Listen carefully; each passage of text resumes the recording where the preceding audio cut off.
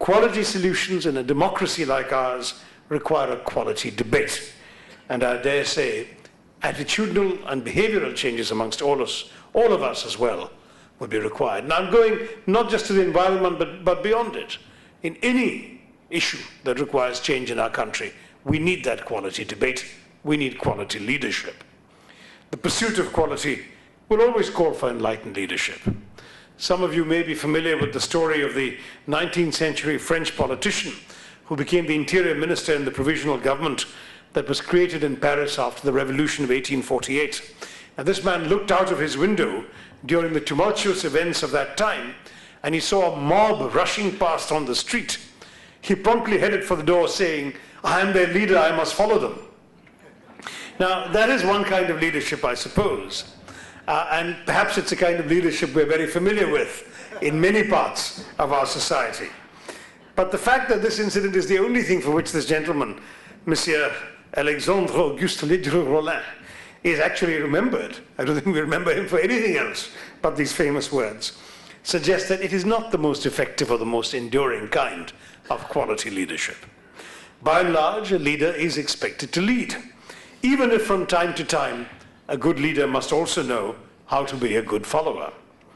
On issues like the environment, our leadership must draw on the best of the ideas and energies of our followership, while giving them guidance and political direction.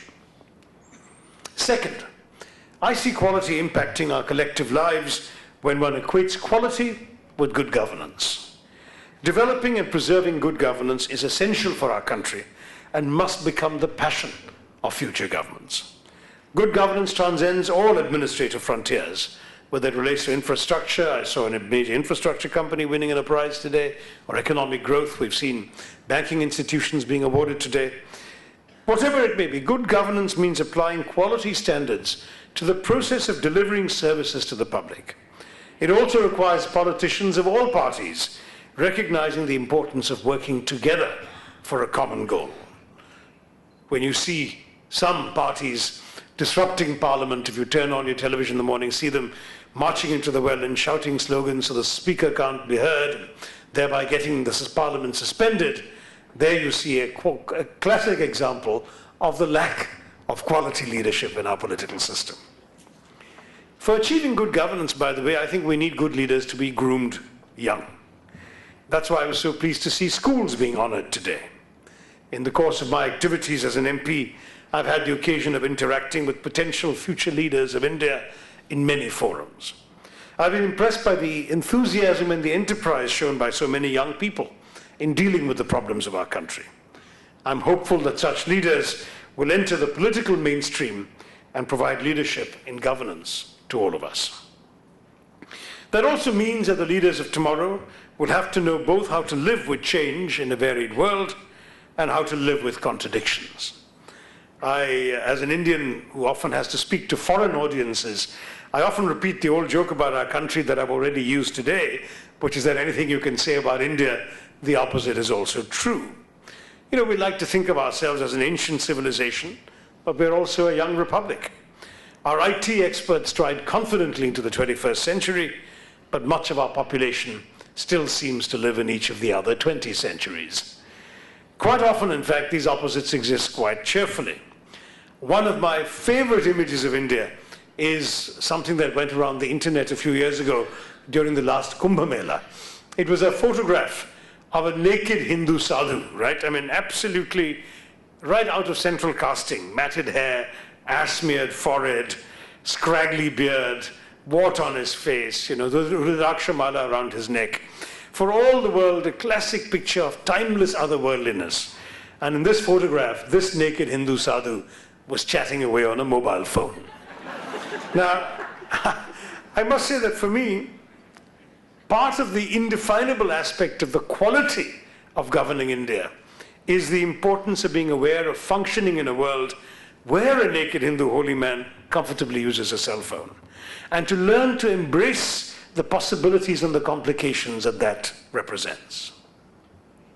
Third, the most important pursuit, it seems to me, has to be to identify quality solutions across the board to our long-standing national problems. Problems of clean drinking water, clean air, energy sufficiency, affordable housing, good health and education. Problems whose nature has not changed since independence or even earlier. We still have not solved the problems of providing the Aam Aadmi with roti, kapda or makan, and I would probably add pani, kitab and kaam to this list.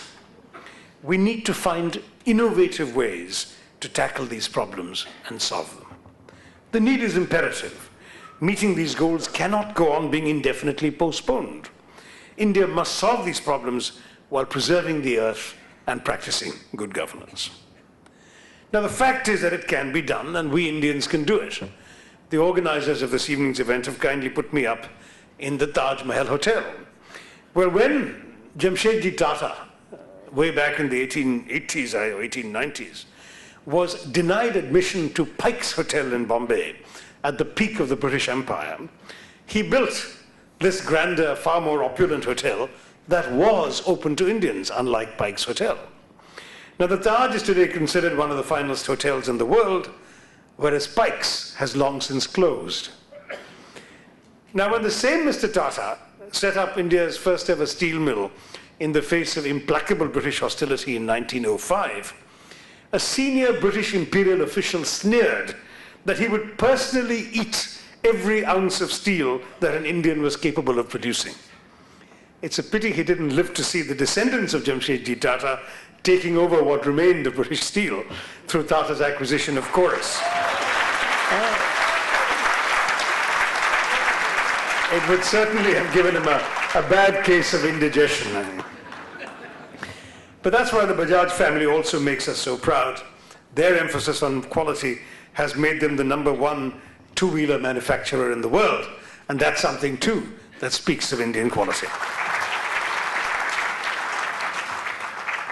In other words, it's time for us to set aside the old stereotypes of who can and who cannot excel at quality in our globalizing world. Quality knows no national boundaries. The smartest executive jets today are made by Embraer of Brazil.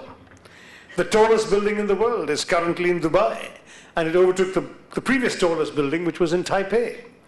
The world's biggest plane is being built in Russia and Ukraine. The world's largest Ferris wheel is in Singapore.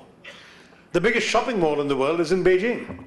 And the country, which is the world's largest consumer of gold, accounting for 20% of the world's consumption, is of course India, where demand for the metal has increased at an average of 13% per year over the past decade. Now, I throw that in just for fun, but without gold, every other category that I mentioned to you just 20 years ago would have been headed by the United States. They would have had the smartest executive jets, the tallest building, the world's biggest plane, the world's largest Ferris wheel, the biggest shopping mall, all of that. The quiz questions, the answers were always the United States. Just as that has changed in all of these countries, so too, in any yardstick of quality you want to set yourself, we are able to fulfill it here in this country.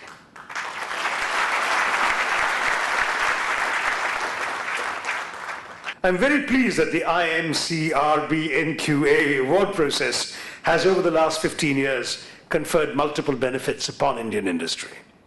The sharing of best practices by winners, the examiners, so many of you are here today, who develop into a pool of quality experts, and the organizations which field these examiners, thus enabling self-assessment, and of course the companies applying for the award, they all benefit from this process. And I was struck by hearing that every applicant has expressed appreciation for the fact that the very process of writing the application has been a learning experience. It has given them great insight into the working of their own company, their strengths and weaknesses, and there could be no greater tribute than that the information provided in the application for this award is so comprehensive that I'm told that quite often the documentation is also used as an induction manual to new entrants in these companies. Let me then congratulate not only today's many distinguished winners, whom I have congratulated directly, but also the IMC and the Ramkrishna Bajaj National Quality Award Trust for what they have done to create this prestigious and worthwhile award and this institution. It was Mahatma Gandhi who said, "It is the quality of our work which will please God and not the quantity."